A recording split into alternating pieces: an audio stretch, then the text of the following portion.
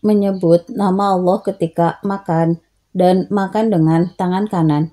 Maksud tasmiyah menyebut nama Allah ketika makan adalah mengucapkan bismillah pada permulaan makan. Keterangan lebih tegas tentang sifat tasmiyah terdapat dalam riwayat Abu Daud dan At-Tirmidzi dari Ummu Kulsum dari Aisyah dan dinisbatkan kepada Nabi Shallallahu Alaihi Wasallam. Apabila salah seorang kamu makan makanan, maka hendaklah dia mengucapkan bismillah dengan nama Allah. Apabila dia lupa di awalnya, maka hendaklah mengucapkan bismillahi fi awalihi wa akhirihi dengan menyebut nama Allah di awal dan di akhirnya. Adapun kalimat dan makan menggunakan tangan kanan, hal ini mencakup orang yang makan sendiri dan juga orang yang memberi makan orang lain, seperti jika seseorang butuh untuk disuapin orang lain, maka orang yang menyuap harus menggunakan tangan kanannya, bukan tangan kirinya. Dari Al-Walid bin Kasir, dia mengabarkan kepadaku bahwa dia mendengar Wahab bin Kaisan. Sesungguhnya dia mendengar Umar bin Abi Salamah berkata, "Aku adalah anak kecil dalam asuhan Rasulullah Shallallahu Alaihi Wasallam, dan biasanya tanganku menjamah makanan di piring. Maka Rasulullah Shallallahu Alaihi Wasallam bersabda kepadaku, wahai anak, sebutlah Allah dan makanlah dengan tangan kananmu, dan makan apa yang ada di dekatmu. Maka senantiasa itulah cara makanku sesudahnya." Hadis riwayat Bukhari nomor 5376. Umar bin Abi Salamah, maksudnya Ibnu Abdul Asad bin Hilal bin Abdullah bin Umar bin Makhzum. Nama Abu Salamah adalah Abdullah. Adapun ibu daripada Umar adalah Ummu Salamah, salah seorang istri Nabi Shallallahu Alaihi Wasallam. Oleh karena itu, pada hadis terakhir di bab berikut diberi sifat bahwa dia adalah anak tiri Nabi Shallallahu Alaihi Wasallam. Kalimat dahulu aku adalah anak kecil, maksudnya belum balik. Seorang anak sejak dilahirkan hingga balik dapat disebut gulam. Kalimat dalam asuhan Rasulullah Shallallahu Alaihi Wasallam, fi hajar, artinya dalam binaan dan pengawasan beliau Shallallahu Alaihi Wasallam, di mana beliau membinanya dalam asuhannya sebagaimana membina seorang anak. Kalimat adapun tanganku menjamah semua makanan yang ada di piring, maksudnya ketika makan.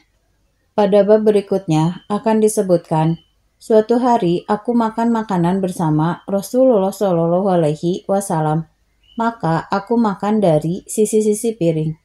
Riwayat ini menafsirkan makna kata pada bab di atas. Kata as-sahfah digunakan untuk piring yang isinya bisa mengenyangkan 5 orang atau jumlah sekitar itu. Ia lebih besar daripada kas'ah. Dalam riwayat At-Tirmidzi dari jalur Urwah dari Umar bin Abu Salamah disebutkan, dia masuk kepada Rasulullah Shallallahu Alaihi Wasallam dan di sisi beliau ada makanan. Maka beliau bersabda, mendekatlah wahai anakku. Akan disebutkan pada riwayat terakhir di bab ini, didatangkan makanan kepada Rasulullah Shallallahu Alaihi Wasallam dan di sisinya ada anak tirinya. Kedua versi ini mungkin digabungkan bahwa makanan itu dihidangkan bertepatan dengan masuknya anak tiri Rasulullah Shallallahu Alaihi Wasallam. Kalimat makanlah dengan tangan kananmu. Perkara yang menunjukkan wajibnya makan dengan tangan kanan adalah adanya ancaman makan dengan tangan kiri. Dalam Sahih Muslim, dari hadis Salamah bin Al-Aqwa disebutkan, sesungguhnya Nabi Shallallahu Alaihi Wasallam melihat seseorang makan dengan menggunakan tangan kirinya. Maka beliau bersabda, makanlah dengan tangan kananmu. Orang itu berkata, aku tidak mampu. Beliau bersabda, semoga engkau tidak mampu. Akhirnya orang itu tidak bisa mengangkatnya ke mulutnya sesudah itu. At-Tabarani meriwayatkan dari hadis Subai'ah al-Aslamiyah dari Uqbah bin Amir. Sesungguhnya Nabi Shallallahu Alaihi Wasallam melihat Subai'ah al-Aslamiyah makan menggunakan tangan kirinya, maka beliau bersabda, dia ditimpa penyakit Gaza. Dikatakan, sesungguhnya dia luka. Beliau bersabda, meskipun dia luka. Lalu dia melewati Gaza, maka ditimpa taun dan meninggal di sana. Larangan makan menggunakan tangan kiri dan memasukkannya sebagai perbuatan setan. Imam Ahmad meriwayatkan dengan sanad yang hasan dari Aisyah yang dinisbatkan kepada Nabi Shallallahu Alaihi Wasallam, barang siapa makan dengan tangan kirinya, maka setan ikut makan bersamanya. Dalam hal ini, Al-Qurtubi menukil dua kemungkinan, lalu dia mengatakan bahwa kekuasaan setan untuk melakukan hal itu adalah benar. Setelah itu, dia menyebutkan dari Imam Muslim bahwa setan menganggap halal makanan, memiliki kemampuan untuk makan makanan yang tidak disebut nama Allah. Dia berkata, ini merupakan ungkapan tentang perbuatan setan yang mengambil makanan. Dikatakan juga bahwa maksudnya adalah diangkatnya berkah dari makanan yang tidak disebut nama Allah. Dia juga berkata, sabda Nabi Shallallahu Alaihi Wasallam, sesungguhnya setan makan menggunakan tangan kiri secara zahir, bahwa barang siapa yang melakukan hal itu, maka dia menyerupai setan.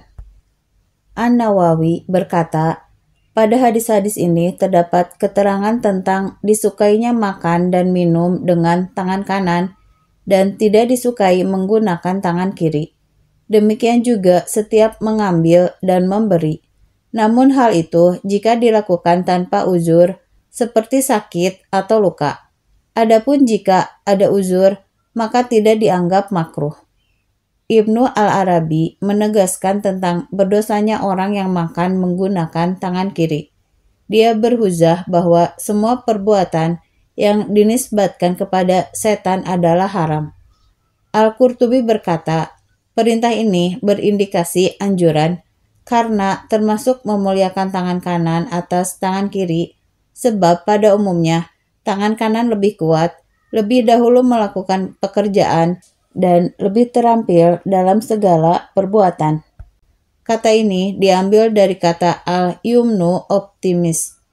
Allah telah memuliakan para penghuni surga ketika menisbatkan mereka kepada golongan kanan ashabul yamin dan lawannya adalah golongan kiri.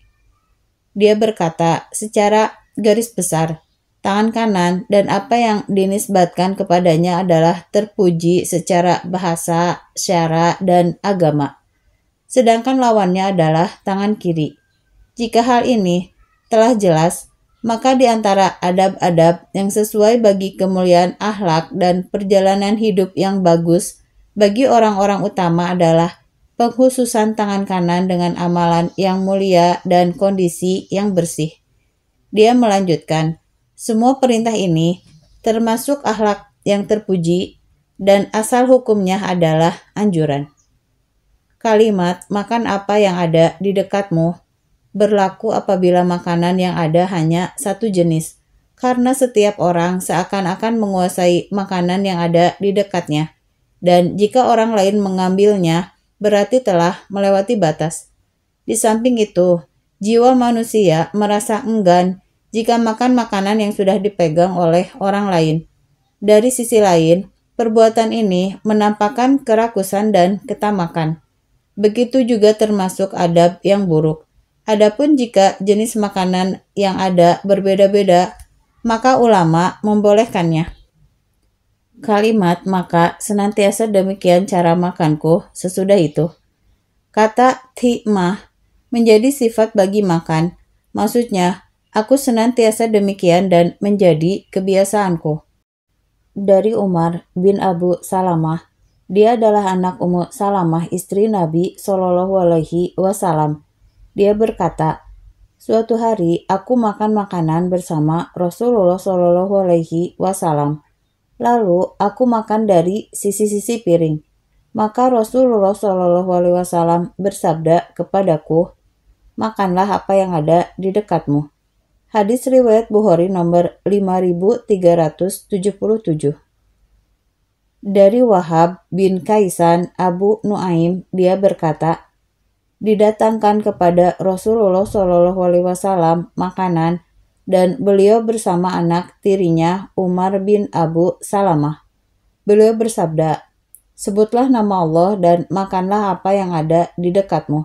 Hadis riwayat Bukhari nomor 5378.